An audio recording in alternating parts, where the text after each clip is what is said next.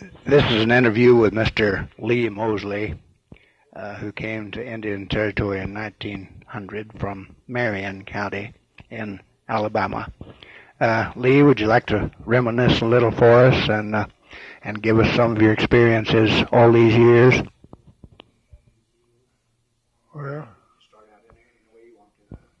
Well, I might tell about when I used to go to school back there.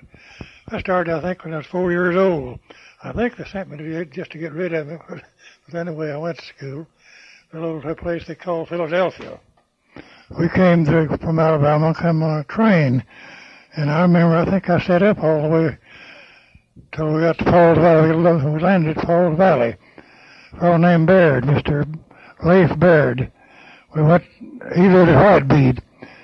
We went up there to stay all night with them. He had a great big team of mules, long-legged. I thought I'd walk a while. Wasn't very long. I was about half a mile behind. I couldn't stay up with them. And we went over there and stayed all night with him. And came on up to about a mile and a half south of Byars, where Byars now is. There wasn't any Byars at that time. That was 1900. They didn't start Byars till 1902. And we were there when it started. Built a little branch railroad from Falls Valley up to Ponca City, I believe it was, and come through Byars, and they put the depot there. And the main town at that time was Old Johnsonville, but they put the depot at Byars. A fellow named Byars gave them right away through there, and so they put a depot there, and that ruined Old Johnsonville. Most of the stores, there were 2 or 3 stores at Old Johnson, a couple of gins, post office. They moved that all down to Byars. And, of course, that was the last of Johnsonville. They didn't, they had one store there, I think, till about 1920, when the last fellow there quit selling any groceries or anything. And so Byars was a town. And Old Johnsonville, it was a pretty hard fight between Old Johnson and Byars. Had to keep guards on the gin at night, afraid somebody from Byars would burn the gin down. My father, he guarded the gin several nights. I think he got $3 a night, which was big money then. They thought there was a lot of money. That's $3. And he went over there and guarded the gin. And an old gentleman built a hotel there at Johnson after it established Byars. I don't suppose he ever had a customer, but old Led Smith. But he had his hotel there for a while, and the old building stayed there for years and years. I don't know how long. Finally, most everything in the old town gone now in Old Johnsonville. Have an old cemetery there. I visited not too long ago. A lot of the old timers buried there at Old Johnson. And really in 1900, they said that cemetery was already filled up at that time. All the lots were spoken for, and you couldn't get a lot in that old cemetery. So they built a new cemetery about 3/4 of a mile east of it, I guess. And a lot of people, all of my folks near there are buried there. For that, about 10 of my folks are buried there at Old Johnsonville. And it's a new cemetery, what's it called, a new cemetery. And, I don't know. I went to school at Byars. Well, I went to Old Johnsonville about a week, maybe 2 weeks. I walked from southwest to Byars, old mine down there, south of old gold mine. And we walked across the country there. I guess it was 4 or 5 miles up there at Old Johnsonville from there. And we walked up there to school. I think went there about 2 or 3 weeks, and then finally they had a school at Byars, and that's where I got what schooling I got was at Byars. And Lee, was the 2-story school building there when you went to school at Johnsonville? Yeah, the first. Can you kind of describe it for us? Well, the first school I had was a Protestant Methodist church, where the highway crossed the old railroad track there. You know that old sea railroad? The Protestant Methodist church right there, just off there, and that was the first school I had right there. And then they went up and built that 2-story building out south of that, and went there for several years. Finally, they built a brick building up there where it is now. But went to the old two-story farm building. They didn't have such thing as a grade when I first went. Just had the readers, first, second, third, fourth, fifth, and sixth, so on. Finally, they changed to a graded school, and they let the children kind of pick the grade they wanted to go in. And my brother, just 2 years older than I was, he picked a grade ahead of me, and I picked the one below that. And we went according to the readers who were reading. That's the way they established the grades. And I remember there's a fellow named Tolson was teaching, and he was really strict too. I used to get pretty mad at him. He wouldn't let me play ball with the bigger boys, and not as big as they was, lower grade. We had quite a time there at that old building. You remember the Miller boys? They were there too. Luther and one other. I can't think of his other name was there. And they were. He was an editor once there at Byars, I think. One of them was. That old frame building is an old two-story building. A teacher and a professor and his wife, they both taught there at the same time. Martin, that was a fellow named Martin, finally got teaching there. How many kids were in the Byars school at that time, you think? Oh, I imagine there's 100, something like 100 pupils there. So I imagine something like that. I know there's a good many there. They had 5 teachers there when they after they built the brick building. Now there, I think they only had about 3 at the old frame building. But after they built the brick building, they had 5 teachers there. Yeah, they had a 9-month school. I didn't get to go with about 3 of it. I had to work on the farm. But about 3 months is about all I'd get to go. And finally moved out about 5 miles west of the schoolhouse and rode a horse to a little race pony. I rode her down to school, finish up the 8th grade down there. And what year was that? 1913 was the last year I was there. I went back to one of their banquets here 3 or 4 years ago, and I told them that I graduated there in 1913. And one of the New Britain women were there. She coming up and spoke to me and wanted to know who I was, and I told her. And had quite a little visit. And New Britain, you know, were pretty popular there at Byars at that time, and one time.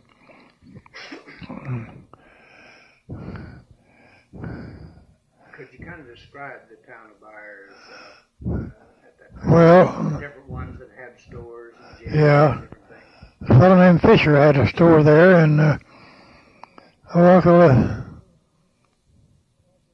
can't think of his name right off. Jim Fisher? No, J.B., yeah, J.B. was the one that had the store. But Uncle Wiley Harrison and Uncle Ben Harrison, that's the ones I was trying to think of. They had a hardware store there. Had a fire there one time. Burnt the whole west section of Byars, nearly all of the stores on the west side. And their store was one of them. We went to, it happened way along the night.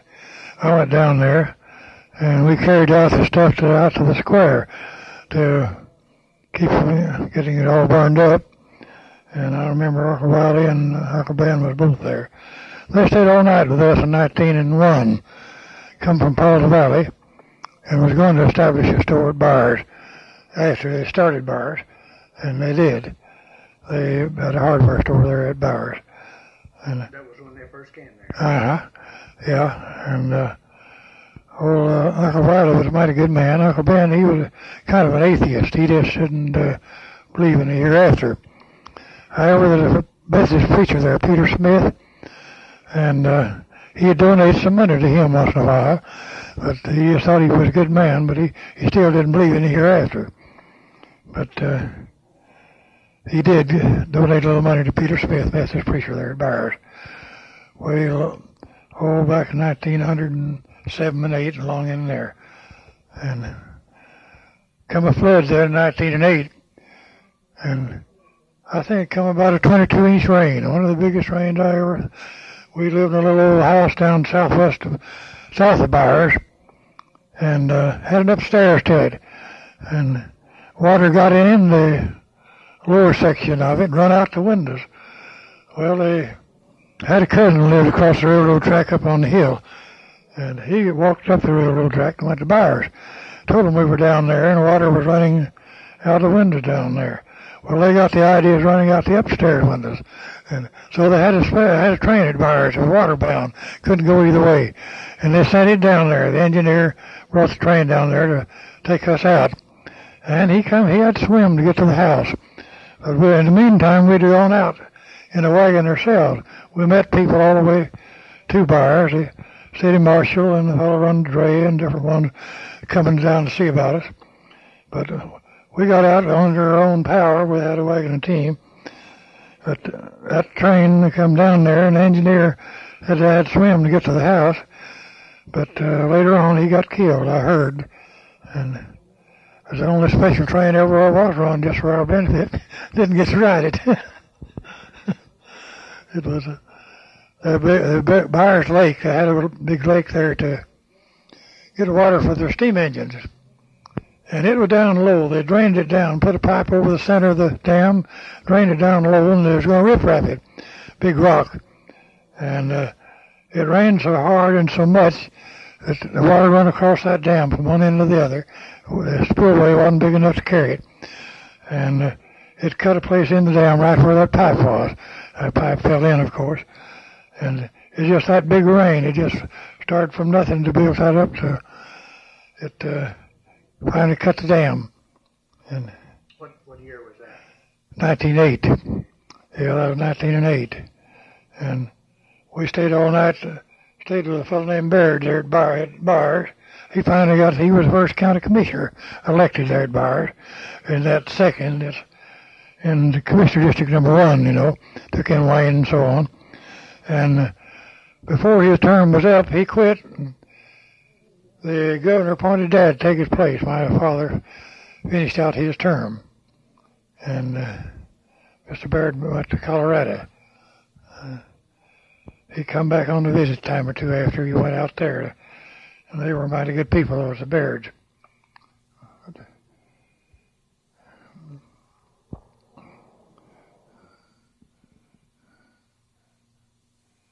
Now, you were living out close to the gold mine at that time. Was there much activity around the gold mine? Well, in 1901, the first year we lived in this country, we lived, about 2 miles from Byars, south of where Byars is now. Wasn't any Byars then. And there were some old gold mines out there, about a quarter of a mile west of where we lived, I guess. I played around there a lot when I was a kid. They had the old concrete deal down there where they refined the gold and so on. And they wasn't working at that time, and I don't know how long it had been since they had been working it. But they were there, and in later years they did haul some of the ore to Byars and shipped it. And I don't know how I guess it must have paid because they hauled for quite a long time and shipped it by cars. But at the time we first moved there wasn't working in the old mine. But I used to go over there to it quite a bit around where they did refine the gold. The pit that they had there was full of water. And of course I never did go in it, but it's filled up now. There's a little tree standing there. The only way you can tell about where it used to be. And it's just over in Garvin County, just south of McLean County. And the new one, where they hauled the new ore, was in McLean County, but it was just north of it there. But the old pit, the original pit, was just across the line in Garvin County. Canyon? Yeah, that is the original pit down there. And we just lived there 1 year, and thousands of head of cattle all around us. There's a big cattleman named Light. He had one, he called it a small pasture, had 300 bulls in that one pasture, and thousands of cattle all around, breaking into our field almost every night. We'd have to get out and run them out. And cowboys, they'd come, there's a fellow named Hutton, he was one of the cowboys. He brought a cow there one time, wanted for us to milk. He threw her and milked her. Well, he said she's just too wild for us. We couldn't handle her. She had a lot of milk, all right. And I remember I started around on the, I was going to climb up on his horse. I got on the wrong side and the old horse kicked at me. Didn't want me to get up on that side. So I just, 7 years old at that time. But I've forgotten, is the right or the left side? Well, they got up on the left side, I believe, and then I got on the right side to get up. And it is customary to get on the left side. Yeah. And why don't you bring that in and make a little discussion of it? Well, that's something a lot of people don't know. No. Well, I started to get up on the horse on the wrong side, and I just 7 years old, and I was just experimenting. I wanted to ride his horse, and the horse kicked at me. I get it on the wrong side. He wouldn't let me get up on the right side. Wanted me to get up on the other side, left side. And of course, I didn't know any better. I wasn't big enough to know which side to get up on. But the horse knew, and he knew which side he was supposed to. So he just didn't allow me to get up on that side. We had a lot of cattle every night. We'd drive them away sometimes 2-3 miles off.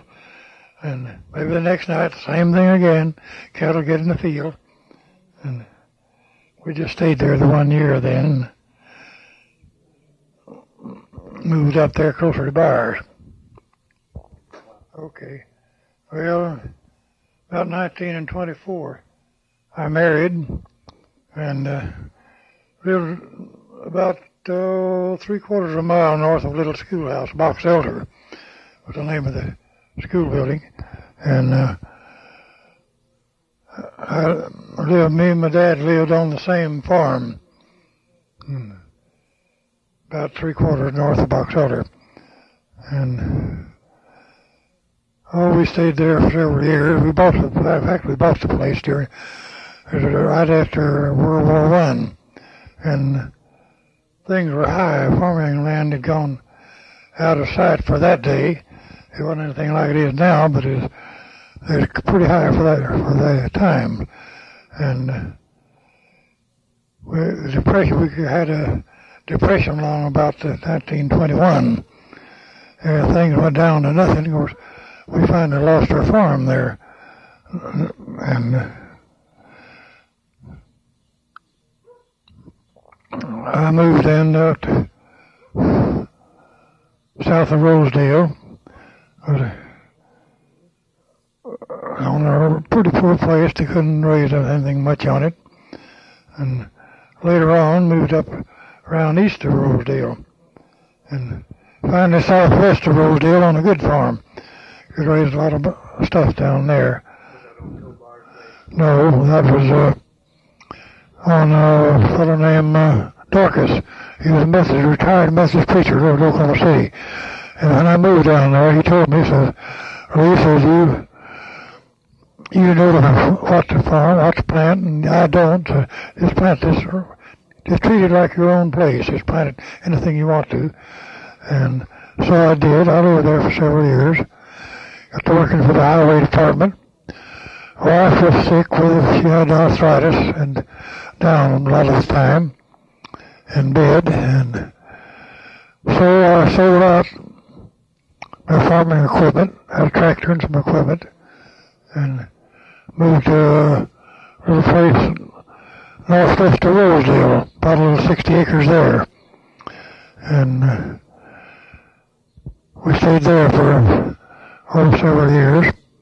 Finally moved up to Purcell and got pretty well acquainted with Charlie Grider. He was a mighty good man, Charlie was.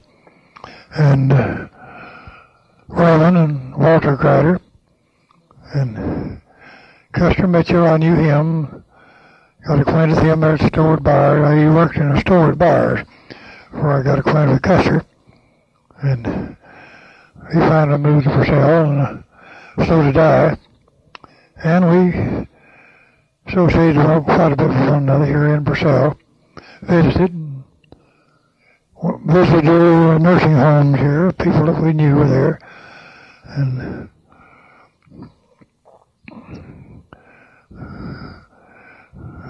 Lee, all these years that you worked at farming and county work, what part of your work did you enjoy doing here? I really enjoyed it. I was a born farmer for that matter, and I like to see things grow. I do yet. I have a garden, pretty nice garden, and I just like to watch things grow. I work in it a lot, and of course I'm a lot older than I used to be. I'm nearly almost 88 years old now, and I can't work. It kind of aggravates me. I can't work like I used to. I get tired. It seems like pretty quick, and I'll get out, go to mowing, and maybe take a walk. I used to walk 3 or 4 miles and never think about being tired, but now when I walk a while, my leg gives out on me for some reason or other.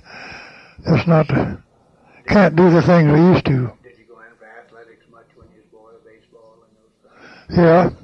Yeah, we used to play baseball a lot, and I used to be a fairly fast runner for about 100 yards.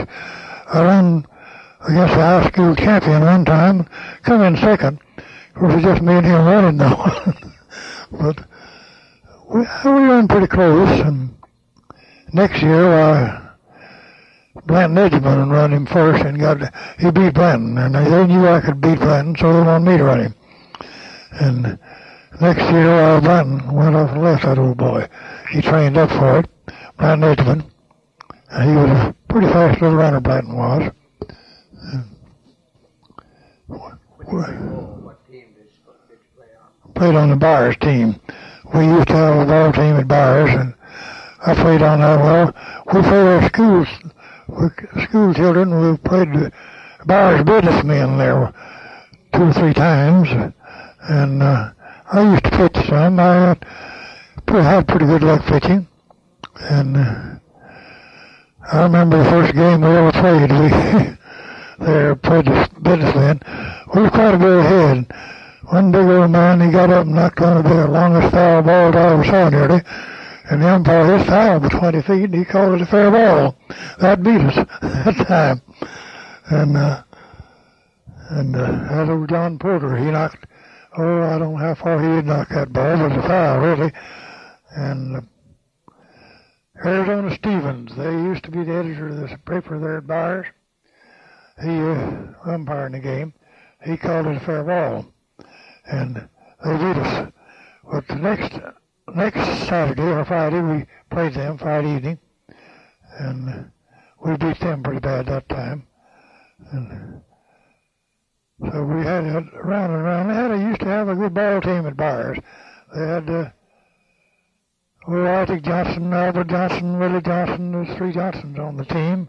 George Isaac, an Indian, pitched for him. Tom Bunch pitched for him. And it was all a local team. There wasn't any imported players in the team then. They just ran out around old Johnsonville and Byars. And they beat most everybody that played. I remember beating Purcell one time, 5-3, I believe it was. Had a good game. A little pitcher come in on that 315 train. It come from Paul Valley around that way. And he was a good pitcher. But Byars beat him. In fact, Byars won near the all their games back in those days. They had some good players on their team. And did you play with Byars at that time? no, I didn't. I never did really play much with Byars' first team. Played a few games right after they was getting about ready to quit. But with their original team, I wasn't big enough to play with them. Wasn't old enough. But I did get to playing with them in later years. We played and we got a little team up out at Box Elder and played Byars down there one time. And ended up 9-9. We tied and quit and never play anymore. Well, I forget what that pitcher's name was. Conde Hornbeek. He was pitching for Byars. And Conde was good. He was the hardest man for me to hit I ever saw. I just couldn't hit him to start with. And when I was used to him, got used to him, I could. But he pitching that day, and I think I'd struck out about 3 straight times. And then he threw the one, I accidentally hit it. And his long hit brought in a couple of scores. We were 2 behind. And I got to third base. Could have come on home. The catcher, had lost the ball right at his feet. I thought he was just trying to fool me. I stopped on third. And another old boy, Willie Milford, wanted to run it in for me from there. Well, we got a big old, the catcher, Tom Manor, outran him and tagged him out between the bases. So we were tied, and we quit, and never did finish. That's the last game we played. Never did play anymore. I don't think I ever played a game after that. One game there. Well, Howard Ryder, he used to play ball, you know. And Howard, he'd play barehanded. He wouldn't wear a mitt at all. Get out there and pitch barehanded, and he was a pretty good pitcher, old Howard was. Did they have many fights at their games in those days? No, they didn't. I don't remember any fights at those games. And they had some arguments sometimes. I really don't remember any fights at the games.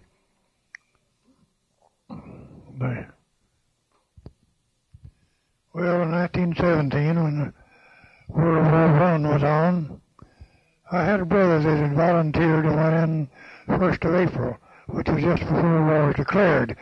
He had to volunteer for 4 years. And What was your brother's name? his name was Grady, Henry Grady Mosely. And I enlisted, and an old boy was Virgil Hicks. He tried to get in the service about a couple of months before that, and he didn't make it. He had one bad eye. Couldn't see good out of that eye, and he failed on that. And so he and I told the folks we were going to the harvest for a while, and we went to Oklahoma City and enlisted in the Army. And we made the proposition to them if either one of us failed, why the other one wouldn't go. So they took us under those conditions, and I think Virgil almost failed, but he finally made it on. Well, we really didn't get in the Army at Oklahoma City. They sent us out to Denver, Colorado, Fort Logan, to induct us into the service. Well, I just sailed right through. I didn't have a bit of trouble, but Virgil took him about 2 hours to get in. I wouldn't think he wasn't going to make it. Of course, I was already in. And we stayed there about 2 or 3 weeks, I think, and then sent us on to Salt Lake City, on over there. And I had a brother that enlisted in 21st Infantry in San Diego, California. So they let me transfer down there to him.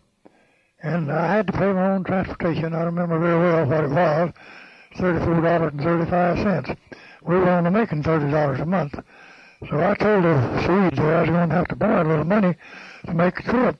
Well, he says, I'll borrow you some money. Of course, he made his loan this time. And he did. He loaned me a few dollars. Didn't take many to take me on down there.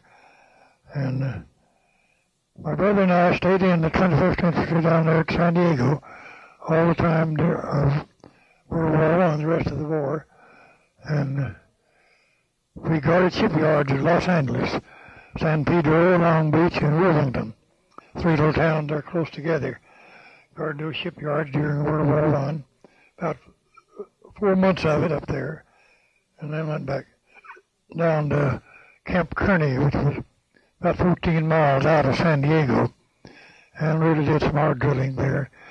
And got there, of course, the influenza got awfully bad in 1918. There's a lot of people were dying with the flu. And I took it right to the last. It was pretty well over with when I took it. I was lucky that I did wait so long because you could have people to wait on me. And when they first got so bad there, the same civilians and soldiers and everybody had the flu, so they couldn't have any attention, nobody to wait on them. But just the last little flurry caught me in. I was out on a hike, about a 12-mile hike on the ocean, and right by the ocean, and I took the flu, and they took me into the hospital there at Camp Kearney, and so I got along pretty good. I stayed in the hospital about 8 days, done all right. But my brother, older than I, he's a couple of years older than I was, he never did take the flu. But nearly all of them did. And I saw one big man there. He weighed over 200. He'd been an engineer out of Chicago. He hit him one night, and there was hard, rocky ground there. And he fell on his face there on that ground, just like it hit him back of the head with a sledgehammer or something. But he finally got over it. He had the flu pneumonia. But he was there when I left. He was in my squad. He got me some maps and things and gave to me. I went to Fort Worth to be discharged down there.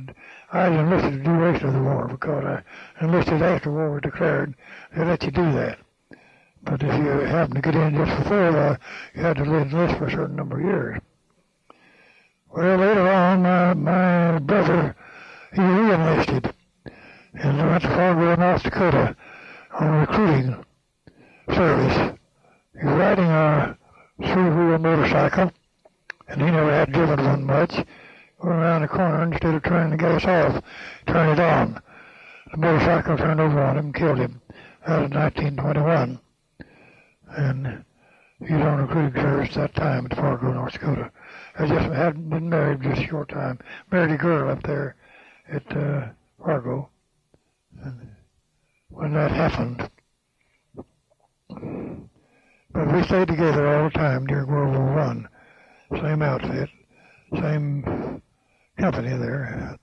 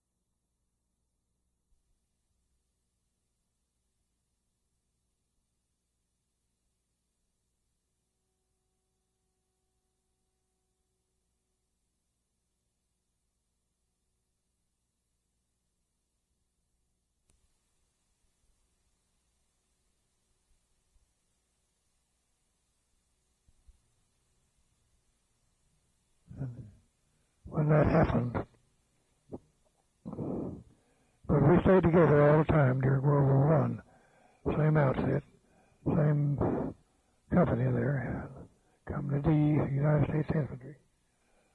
And really, I had a pretty good time myself. I enjoyed it. Where I thought I ought to be because my father was the registrar there in Box Elder, little school where we lived. And I knew that nothing happened, I'd probably be drafted. Or I could have got out of it, I think, on the farm. But I really thought I ought to be in the service, and I did. I went joined the service, and I've never been sorry of it. I did what I was never went overseas, but then I was there, I was available, and just happened the outfit I was with never did go overseas. They were ready. We took our last big inspection, just ready to leave when the officers was signed. So